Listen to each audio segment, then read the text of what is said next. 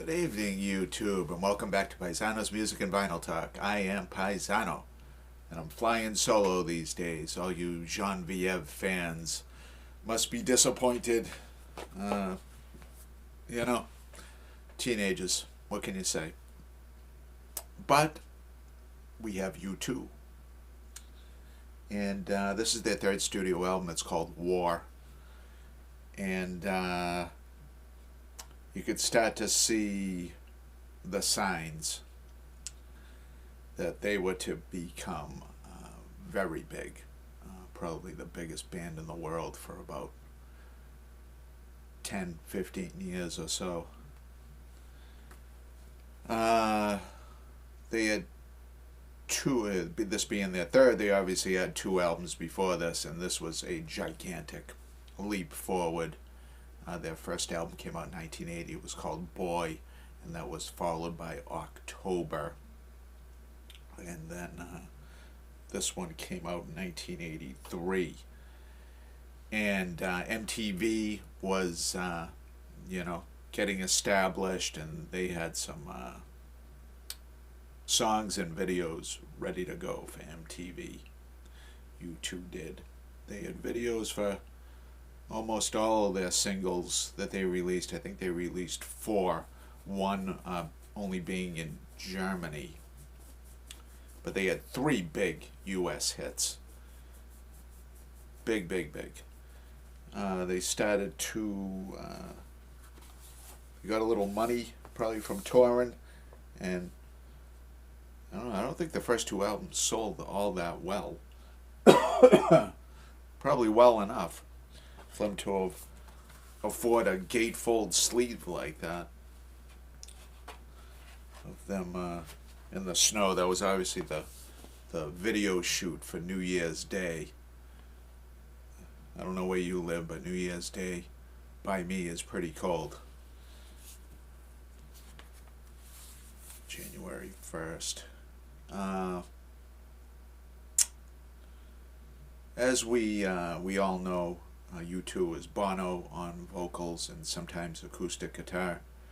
The Edge plays guitar and piano. Adam Clayton on bass and Larry Mullen Jr. doing the drumming.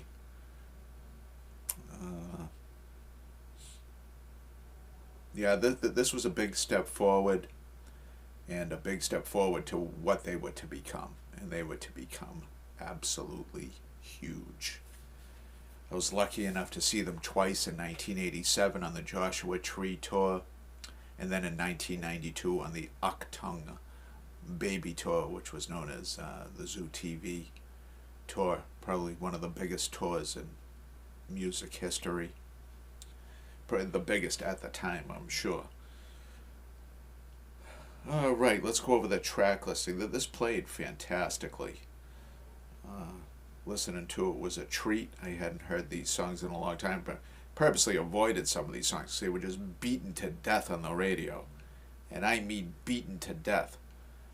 Side 1, Sunday Bloody Sunday. About a clash between police and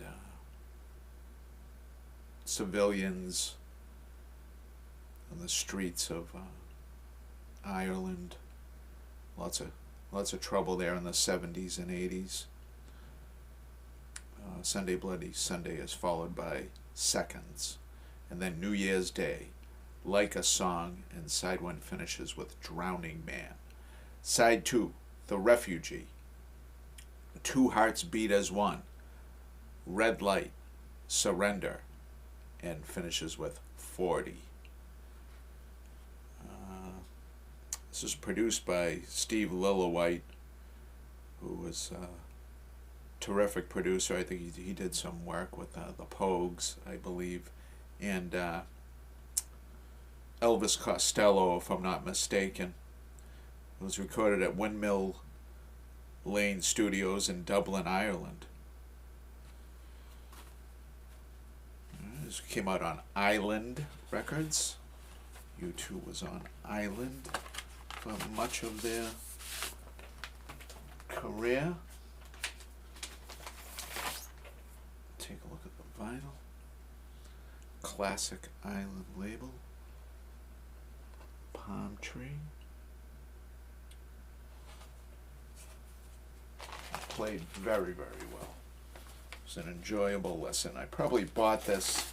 I think I bought all my U2 after I saw them in 1987.